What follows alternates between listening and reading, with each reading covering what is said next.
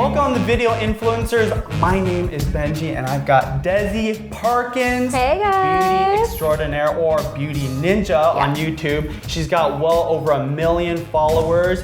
And today we're just gonna interview Desi, ask her a few questions. Desi, can you start off first by telling us a little bit about yourself, testimony of, like how you got into YouTube and the story from when you started to now?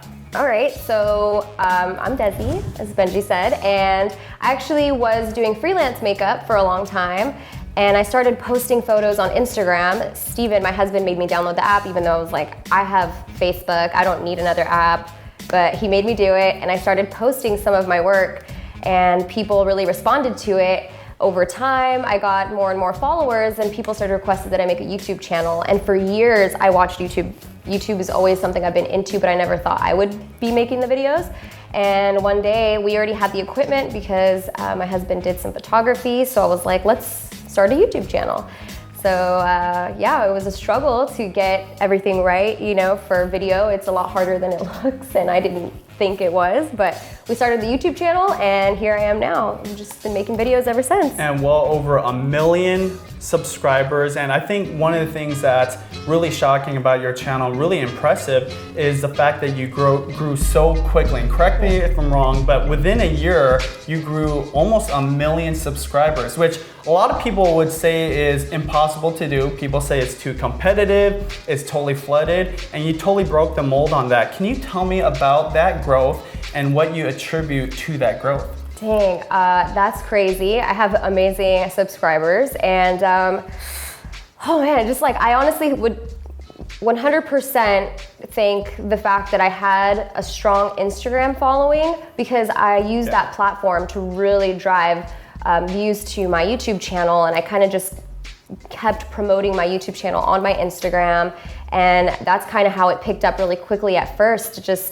And then consistency. I consistently uploaded videos. I was on a roll. I just made sure, make sure you upload videos all the time, and people know, okay, she's gonna upload a video this week, I'm gonna go watch it. It just kind of snowballed into this thing, and it's amazing. Hustle, hard work. It's a lot of hard work. People don't realize how hard it is. I get comments sometimes of people saying, your life is so hard, you just sit in front of a camera and apply makeup. It's there's so much more that goes into it that people don't realize. I didn't realize. I respected YouTubers so much more when I started my channel. I was like, wow. I can speak to the behind scenes work that you do, because obviously I'm married to a YouTube beauty enthusiast as well. And there's so much that happens once the camera's off, when you're editing. And I even told Sean the other day, what you do even in the stores. I mean, you're not just shopping for makeup, but you're doing research, right?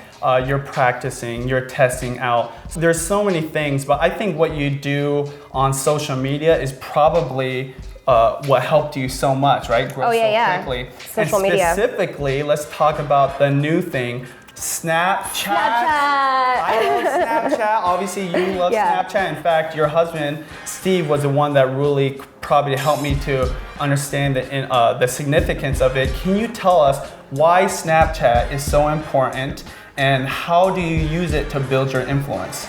So, being yourself in front of a camera is not easy. It's very difficult, especially when you're trying to teach people technique. It's what's the line between professional and making sure I show my personality? I struggled with that for a long time. It's not easy to let people know who I really am. And with Snapchat, first of all, it just made it so personal. It's raw, it's real, it's 100% me.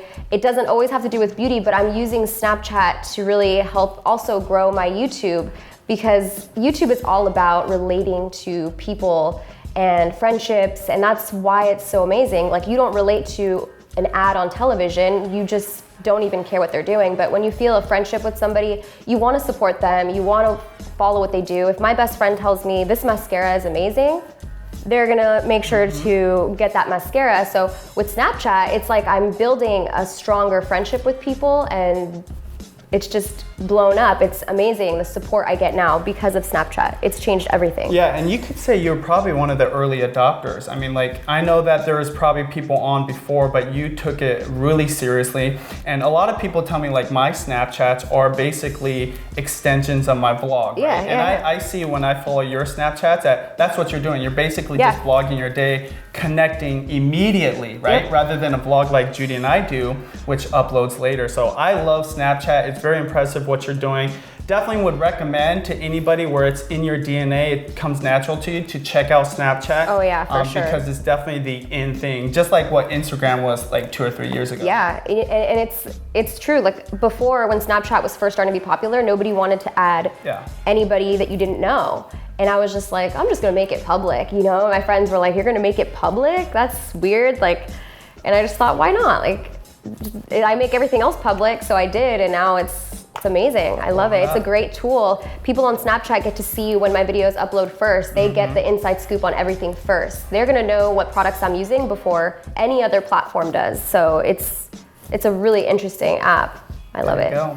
So Desi, you know, one of the things that Judy's most impressed about is your editing, okay? Your videos obviously are high quality. It looks almost like it's highly produced, like you have a team of people. Yeah. But I know that that's not true. I mean, you do a lot of the work yourself and probably have been since the beginning. Can you tell us, did you have any experience when you first started, and how did you get to this point, to the quality that you put out on your YouTube channel? So when I first started my YouTube videos, I had no idea like how to edit. I've never edited anything in my life. Like Steven basically told me, okay, here's the blade tool and you drag clips this way. That's the only two things that I knew. I stayed home all day that day, and you really have to have the drive and the passion to want to learn and want to research, and YouTube is your biggest tool right there to start a YouTube channel, which is funny, but like I would YouTube, okay, how do I do this? And I taught myself. And actually editing isn't as hard as it looks. Once you learn the few keys, then you're good, and you can make a basic tutorial. You don't have to do anything fancy, you know, you can just really make videos. So don't let that deter you from starting a YouTube channel, even though it sounds really intimidating. It's not that hard, but I love editing, and I started to get really creative with it. Like sometimes I get a little extra, like I'm in a music video or something, and it's slow motion. But yeah, so I made sure that I always had backdrops to make it look highly produced. And people think you need this crazy setup, but I'm telling you, the best thing you could do for a backdrop is go to the fabric store and buy fabric. Everyone thinks I have like these crazy backdrops, but it's just pieces of fabric hung up, and I've been doing that since the very beginning, and it just always gave a really nice high quality look. And just, you know, now I have the opportunity to shoot at a studio when I need to, which is really nice, so I can go to a studio and do that, but it wasn't always that way, and I still always tried to put out great content even before, when I was doing it all by myself. Keeping it simple, really important. It sounds like that's what you did, especially in the beginning. I know that's what Judy does. Tell me, what is the software that you started with, and what do you edit with now? I've started and still continue with the same editing software, just because I mean, I've always wanted to venture out. I've been using Final Cut Pro, and I always wanted to kind of do a new editing software, but you know, I don't really want to teach myself another editing software. That's good. You use what you've got. Yeah. You use what you feel comfortable with. And in fact, Final Cut is a great one to get into, even as a beginner. You know, it's easy. They've made it easier and easier it's over very the years. user-friendly. And don't feel like you need to upgrade, because obviously you don't. You're putting out videos that a lot of people are very impressed with using Final Cut Pro, which, don't get me wrong, is a good software. Yeah. People say Premiere is the best. That's the one you know, but it was a little confusing for me. But definitely, you don't need to use the top of anything, the top of the line of anything. You could make things happen with what you have. And I definitely wouldn't let editing stop you from trying to make a YouTube channel, because once you really get into it, it's not as hard as you thought it was. So Desi, lots of great stuff. Thank you so much. I know that the advice you give here not only is really great advice, but like the most important. And I know one thing out there, there's a lot of young ladies especially, but YouTubers in general, that probably think like getting into YouTube is impossible. And obviously you're showing that's not true, that it is still possible to grow a YouTube channel and make it a career. Do you have any words of encouragement for the people out there? And maybe also one tip that people should focus on moving forward? So if I were to give anybody advice, it would just be, first of all, Don't worry about numbers.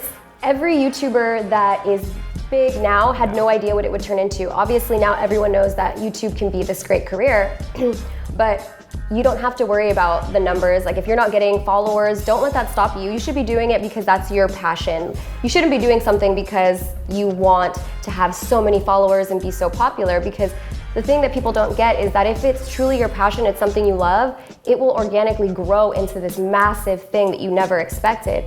And that's the best advice I could give you. You can't ask somebody, how do I get more followers? You want to be asking, how do I make my videos better? You want to be asking, like, what can I do to improve my last video? You don't want to be asking yourself, man, why can't I get more likes on this or that?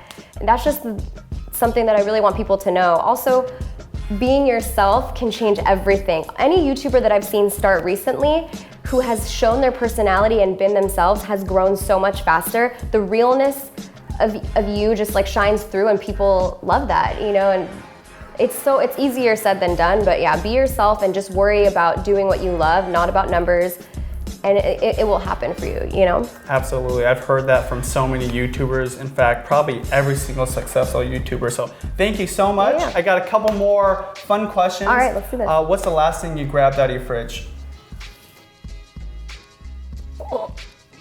Coffee creamer.